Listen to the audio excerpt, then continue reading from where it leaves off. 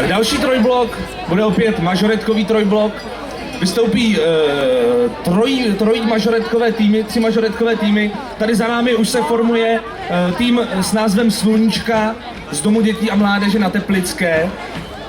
Jejich vedením je solistka Týna Baštrňáková, kterou mimochodem uvidíte zítra s jejím solovým vystoupením.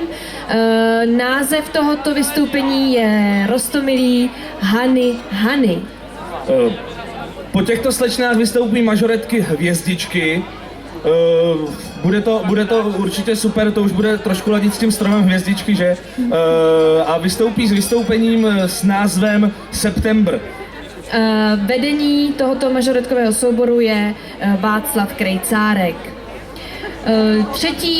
Třetím završením tohoto mažoretkového bloku budou mažoretky Angels, děvčata ve věku 10 až 12 let, které se mimochodem v lednu zúčastnili jednoho mezinárodního festivalu, kde získali ocenění diplomant 1. stupně a vystoupení má název A Teens Mix. Tak, bavte se.